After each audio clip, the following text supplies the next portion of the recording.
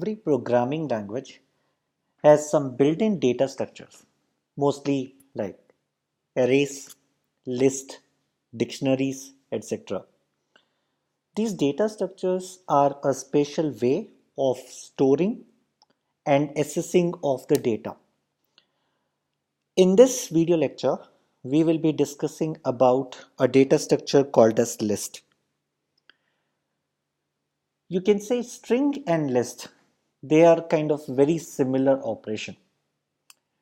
You can think of a list as a general string where your each element is you can think of it as a list of general string, and this can be of any type of data structure, whichever Python definitely provides.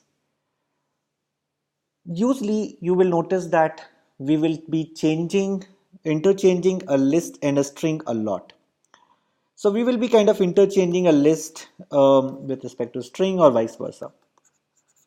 Let's take an example to understand this. Let's say I have an email with me.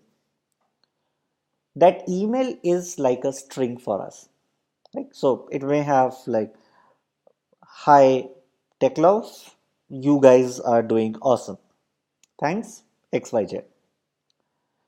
Now, if I look at this email, this is a complete is a kind of a string which is created with the help of multiple characters.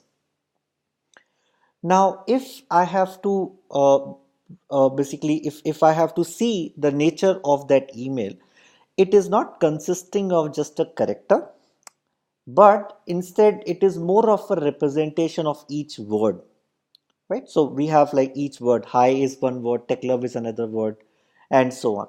So we have different words coming out of those particular email from that particular string, you can say.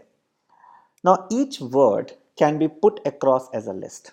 So this is a combination of multiple strings, multiple small words, which is now creating me a list.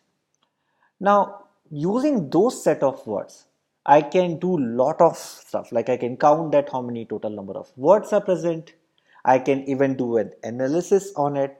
Maybe I want to figure out whether it's a spam or a non-spam email. We will be we will be learning about these kind of process into machine learning courses. You can apply any sort of natural language processing. Means a lot of analysis can be done now on that particular list.